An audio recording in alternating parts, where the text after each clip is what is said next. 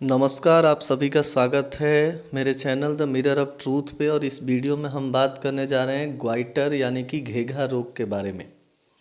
घेघा रोग जो है ये एक ऐसी बीमारी है जो थायराइड ग्लैंड में होती है, और थायराइड ग्लैंड हमारे गले के अंदर पाया जाता है और उसी ग्लैंड में होने वाली ये बीमारी है।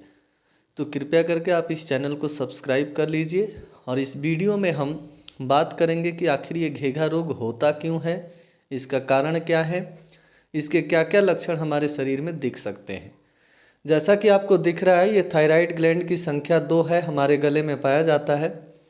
ये नॉर्मल जो है वो कुछ इस प्रकार का पाया जाता है, जबकि जब ग्वाइटर होता है तो उसमें स्वेलिंग हो जाती है, सूजन हो जाती है।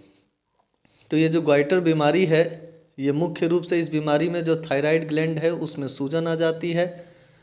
और ग्वाइटर का मतलब ही होता है इनलार्जमेंट ऑफ थायराइड ग्लैंड, यानी कि थायराइड ग्लैंड जब बड़ा हो जाता है, स्वेल कर जाता है, उसे ही ग्वाइटर के नाम से जाना जाता है। तो यह बीमारी थायराइड ग्लैंड में सूजन पैदा करती है।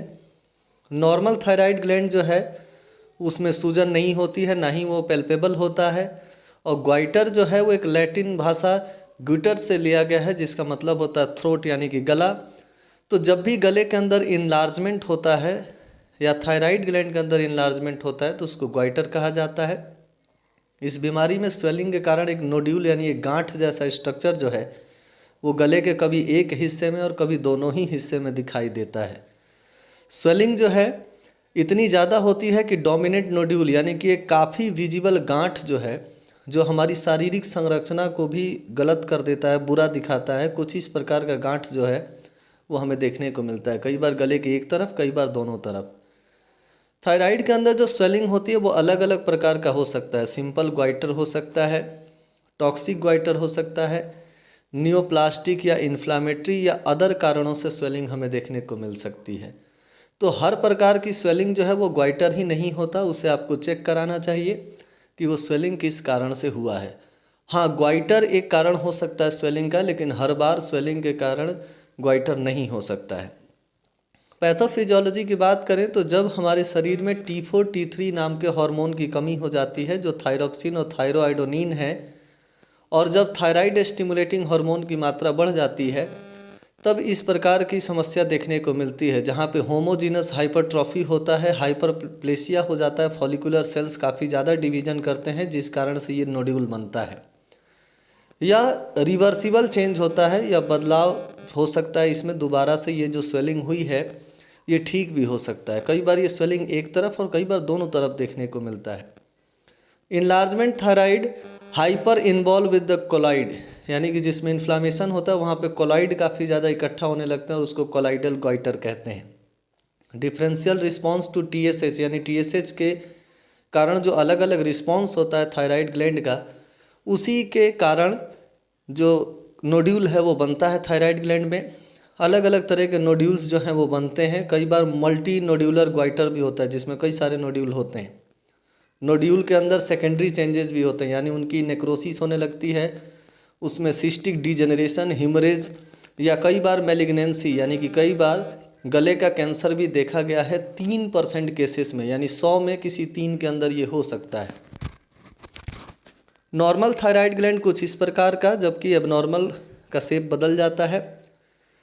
लक्षणों की बात करें तो यहाँ पे पेनलेस एंटेरियर नेक स्वेलिंग, यानी कि गर्दन के आगे वाले हिस्से में स्वेलिंग होती है, लेकिन वहाँ पे दर्द नहीं होता है। और कई बार पेन जो है वो हो सकता है जब उसमें सेकेंडरी चेंजेस हो तब।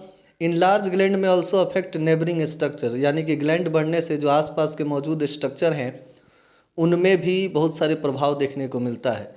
उनके आसपास मौजूद स्ट्रक्चर के फंक्शन और उसके कार्यों में भी हमें कई बार बदलाव देखने को मिलता है। कई बार फूड ऑब्स्ट्रक्शन होने लगता है, कई बार रेस्पिरेटरी ऑब्स्ट्रक्शन होने लगता है, यानी सांस लेने में, भोजन निकलने में दिक्कत महसूस होती है। तो ज़्यादातर इसमें जो गांठ बनता है उसमें दर्द नहीं होता है, लेकिन जब उसमें सेकेंडरी मैनिफेस्टेशन हो तो दर्द हो सकता है, यानी जब ये स्वेल करे कुछ इस प्रकार से तो समस्या हो सकती है, जिसके कारण एयरवे जो है उसमें रुकावट आती है। जो लैरिंक्स के नर्व हैं वो कंप्रेस हो जाते हैं। ईसोफेगस के अंदर ऑब्स्ट्रक्शन होता है, जो गर्दन की नसें होती हैं उनमें भी ऑब्स्ट्रक्शन होता है। और इसके कारण सुपीरियर वेना कावा सिंड्रोम हो सकता है। तो इस प्रकार के जो नोड्यूल्स हैं, जो गांठ हैं, वो हमें गले के अंदर दिखाई देते हैं। ये ग्वाइटर के साइन होते हैं और हर प्रकार के गांठ जो हैं वो ग्वाइटर ही नहीं होते हैं। क्लिनिकल प्रेजेंटेशन में हम बार बार बात कर रहे हैं कि ये कुछ समस्याएं आ सकती हैं जब नेबरिंग स्ट्रक्चर इससे प्रभावित होता है, तब ये सारी समस्याएं हमें देखने को मिलती हैं। ग्वाइटर के कारणों की बात करें तो आयोडीन की कमी से, सिलेनियम की कमी से, कई बार ऑटो इम्यून इन्फ्लामेशन के कारण भी ग्वाइटर हो जाता है। कई बार जब थायराइड ग्लैंड में नोड्यूल बनता है तब भी ग्वाइटर हो जाता है। ट्यूमर हो, वो बिनाइन हो या मैलिग्नेंट हो, तो भी ग्वाइटर हो सकता है।